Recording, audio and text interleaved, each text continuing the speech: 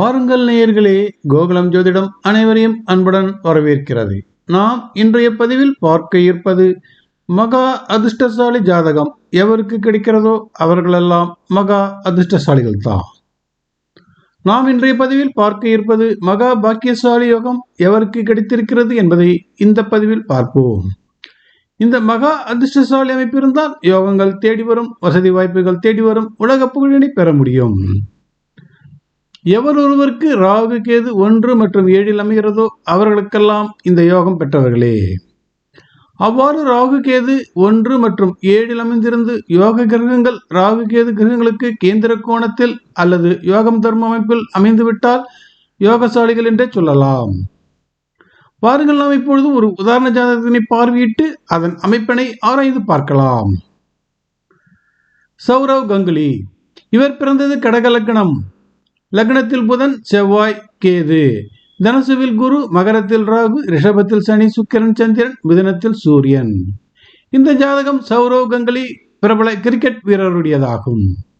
இவருடைய ஜாதகத்தினை பார்த்து இவர் உலக புகழ் பெறுவார் என்று சொல்வதற்கு வாய்ப்பே இல்லை. ஆனாலும் கடவுளின் ஆசீர்வதிக்கப்பட்டதால் ராகு லக்னம் வழியாக யோகங்கள் இவரை தேடி வந்திருக்கின்றன. கடக லக்னத்தில் பிறந்த இவருக்கு பாதகத்தில் லக்னாதிபதி பலமில்லை.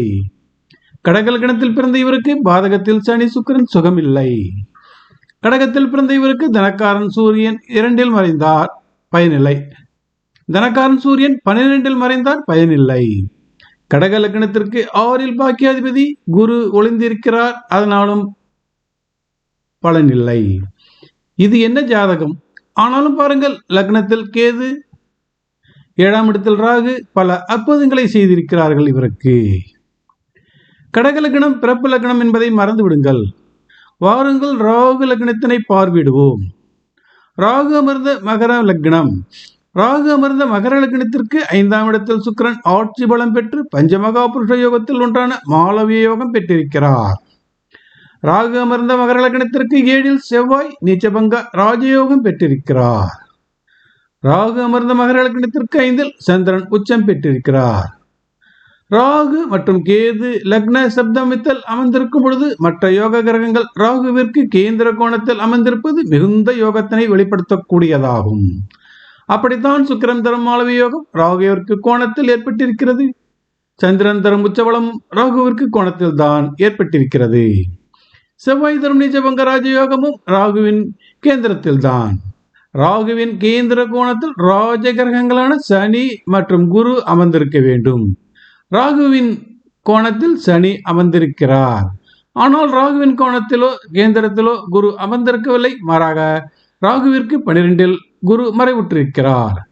ஆனாலும் ராகு அமர்ந்த வீட்டிற்கு 3 மற்றும் 12 வீட்டுக்குரிய குரு 12இல் மறைந்தது யோகமே. கூடுதலாக குரு தான் நின்ற வீட்டிற்கு சந்திரனால் அதியோகம் ஏற்பட்டிருக்கிறது.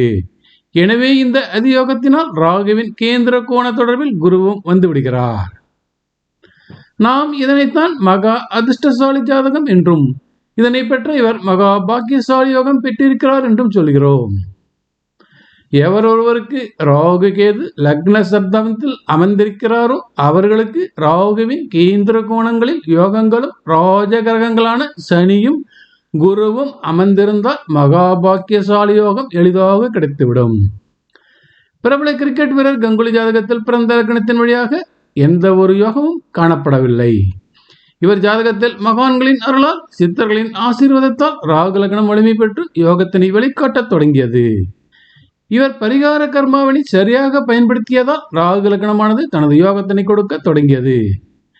பரிகார கர்மா என்றால் என்ன? 3, 6, 9, 12, அதாவது ஒருவர் பிறந்த லக்னத்திற்கு 3, 6, 9, 12 ஆகிய வீடுகள் தான் பரிகார கர்மா வீடுகள். லக்ன பாதகாதிபதியான லக்ன பாக்கியாதிபதியான குரு பரிகார கிரகமாகும்.